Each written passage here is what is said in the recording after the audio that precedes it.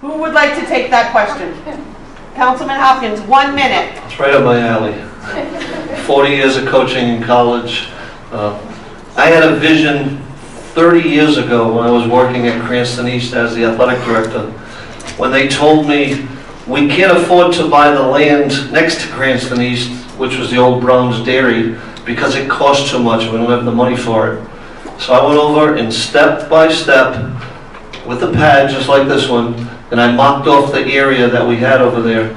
It was the old photography studio, the home economics wing, and I said all we have to do is switch that with the old gymnasium. So I went into the superintendent and I said, this is what we can do. We don't need more land. We've got the space. We just have to reutilize it.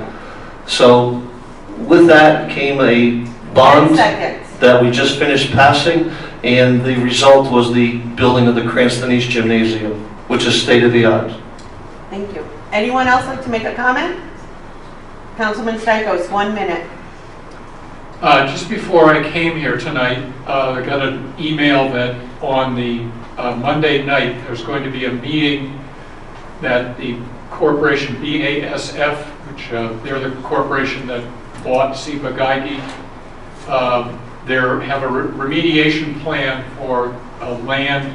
I believe it's about 22 acres on Mill Street, on the western side of Mill Street.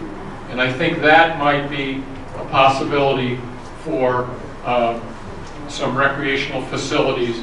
I know they're interested in at least passing some of the land to the city, and we should be pursuing that, and I put a resolution in urging the mayor to meet with them and talk to them. Thank you. Councilman Farina, 1 minute. Thank you. The two issues we have typically on the eastern side of the city, one is land availability. Councilman Stichels is right. The only two parcels of land on the eastern side that are available for development would be the area that used to be the Cullinan concrete plant and the area, as Councilman Stichels mentioned, which is Ciba Geigy.